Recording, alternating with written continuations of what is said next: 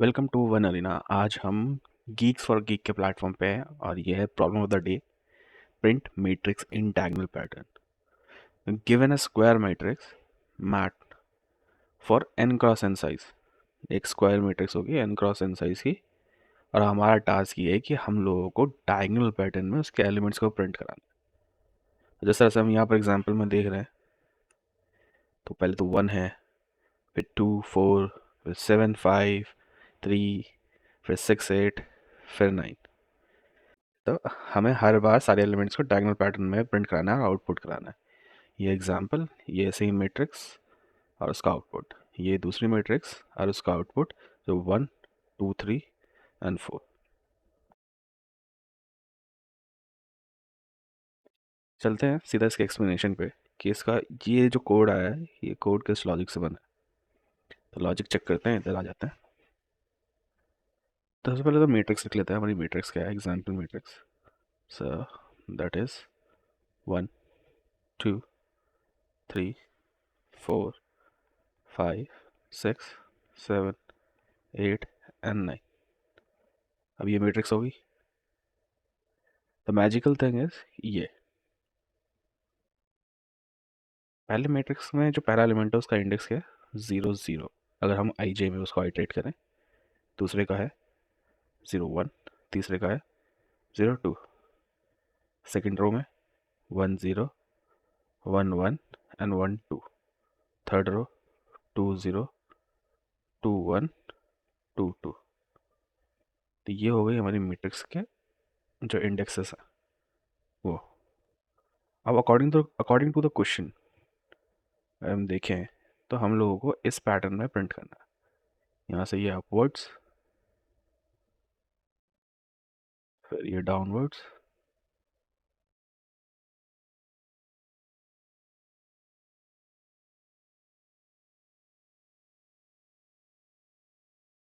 ये upwards,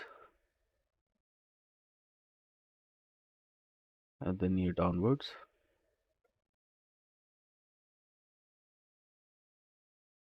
and then ये upward।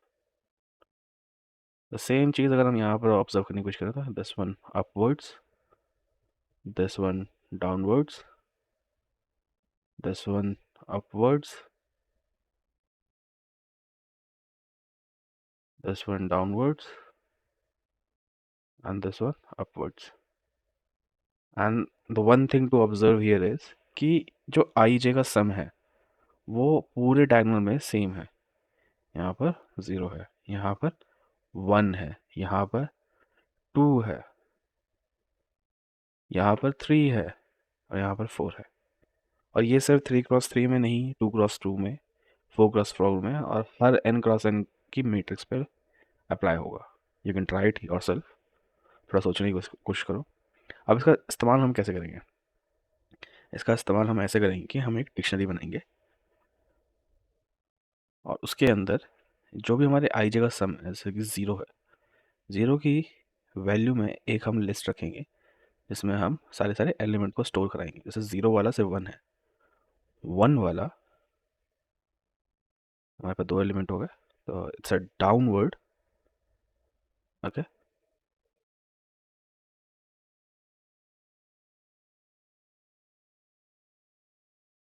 तो यहाँ पर हो गए 2 और 4। जैसे ही हम सम जहाँ पर आया 2, वहाँ आए तो इट्स 3 5 एंड 7। और जहाँ सम 3 है वहाँ आए तो इट्स 6 एंड 8। ये हम इंडेक्सेस का सम ले रहे हैं, इफ़ यू रिमेंबर। और जहाँ पर 4 है वहाँ पर हमारे पास एक एलिमेंट है 3x3 में, दैट इज़ 9। अब हमने क्या किया? हमने एक फॉर लूप रन किया डी के ऊपर, और फॉर लूप में हमने ये चेक किया कि जो ये वैल्यू है, जो हमारी की है, वो 2 से डिवाइड होती कि नहीं होती। अगर वो होती है तो हमें क्या करना है? उसे रिवर्स हमें ऐड करना है। अगर हमारा ये रिजल्ट की लिस्ट है तो हम उसे रिवर्स ऐड करेंगे अगर ये m% 2 = 0 है तो। अगर नहीं है तो हम जैसे कि वैसे ही ऐड कर देंगे। तो ये एक इक्वल टू ज़ीरो है तो इसको रिवर्स करेंगे, एक ही एलिमेंट है तो रिवर्स से कोई डिफरेंस क्रिएट नहीं होगा। तो यहाँ पर क्योंकि वन जो है नॉट इक्वल टू ज़ीरो है तो हम इसको एज इट इज़ ऐड कर देंगे। It will be 2 and 4। Now 2 आ गया, 2 ज़ीरो होगा, मतलब ये इवन है तो हम क्या करेंगे, सो रिवर्स में ऐड करेंगे। 7 5 3 3 ऑड है, 6 8 4 इवन है तो रिवर्स में 9। अगर हम अपने रिजल्ट को जाके देखें तो रिजल्ट इज़ 1 2 4 7 5 3 6 8। एग्जैक्टली यही रिजल्ट आ रहा है। अब इसको हटाते हैं हम इस क्लटर को और हम क्या करते हैं, इसे दोबारा से 2 क्रॉस 2 की मैट्रिक्स के लिए बना के देखते हैं, क्या पता वहाँ पर ये का यूज़ हो पा रहा है कि नहीं हो पा रहा है। तो हमारी 2 क्रॉस 2 मैट्रिक्स है, 1 2 3 and 4। तो यहाँ आता है 0 0 0 1 1 0 and 1 1। तो यहाँ पे सेम प्रोसीजर, यहाँ से अप, यहाँ से डाउन, यहाँ से अप। एग्जैक्टली सेम वही मेथड हम डिक्शनरी बनाएंगे। डिक्शनरी में जहाँ पर सम ज़ीरो है उसके लिए लिस्ट दैट इज़ 1, जहाँ पर सम 1 है उसके लिए 2 and 3, और जहाँ पर सम 2 है वहाँ पर इट्स ओनली 4। और फिर हम देखेंगे कि हम हमारी रिजल्टेंट लिस्ट में जो पहली की है यहाँ पर, ये की जो है इवन है तो हम इसे रिवर्स में ऐड करेंगे, एक ही एलिमेंट है तो रिवर्स मीन से। फिर 1 आया, इवन नहीं है तो हम इसे एज इट इज़ ऐड कर देंगे। और फिर दूसरी की हमारी यहाँ पर 2 है तो हम इसे रिवर्स में ऐड करेंगे, एक ही एलिमेंट है तो एज इट इज़ आ जाएगा। Answer is 1 2 3 4। हमारा ये एग्जाम्पल है, इस एग्जाम्पल में आंसर इज दिस 1 2 3 4। अब हम ज़्यादा टाइम वेस्ट नहीं करते, सीधा कोड की तरफ चलते हैं। यहाँ पर कोड पे आ जाता है। कोड पे देखो,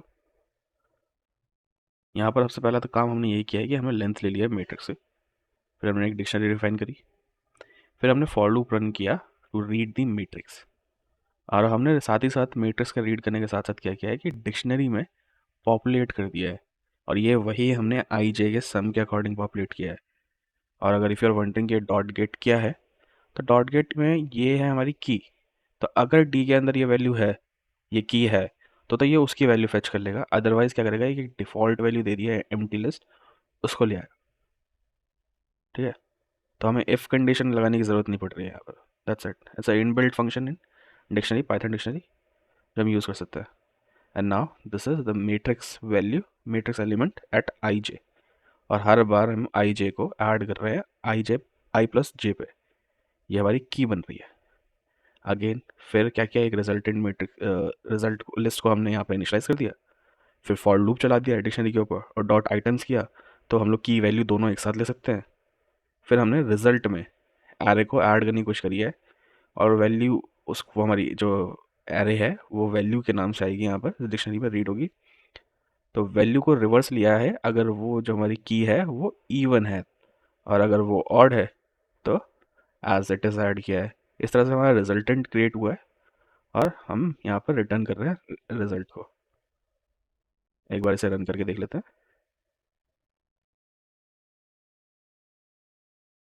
अच्छा, interesting problem, it took time, but ये एक इजी कैटेगरी की प्रॉब्लम है।